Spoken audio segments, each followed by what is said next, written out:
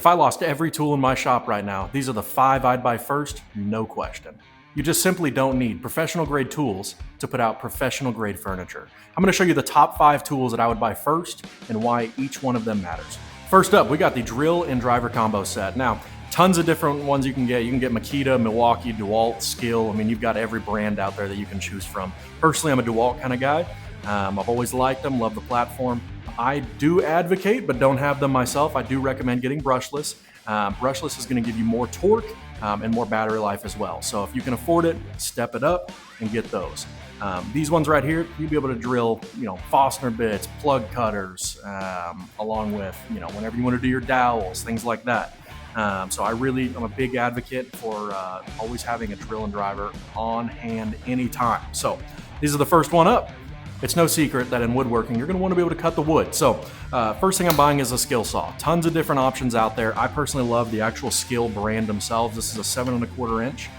Big thing with these is they're not just what you're seeing right here. You can also change the, change your angles, change the height.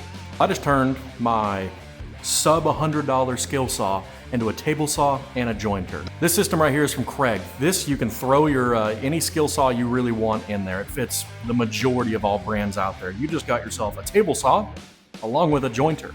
So you can do straight line cuts, change it up however you want to, put a clamp on each side, and you're good to rock and roll.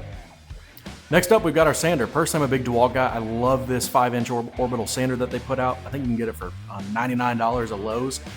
But realistically, the dust collection on here is bar none. I think it's probably the best without having a dust extractor or shop vac that you can get right out of the box. Along with, it has really good vibration control and variable speeds. Not only do you need a sander, you need to know how to use it. So here in the next few videos, I am going to be going over my sanding process, what grits I use, which direction I sand. There's a lot to it, but I'm going to break it down and make it easy for you. So, all right, last but certainly not least, number 5. If I lost every tool in my shop overnight and needed to restart, a router is going to be on the list. So I love the Skill router that they put out. I think you can buy it for $149 at Lowe's right now. One, it comes with the plunge base and the fixed base with dust ports built into them that you can take off. Routers are important not only so you can do chamfers, roundovers, things like that, but change your whole edge profile. If you want to make a curve on a straight piece of wood, this really is going to be the easiest way. So you can hook up templates to be able to make valet trays, things like that.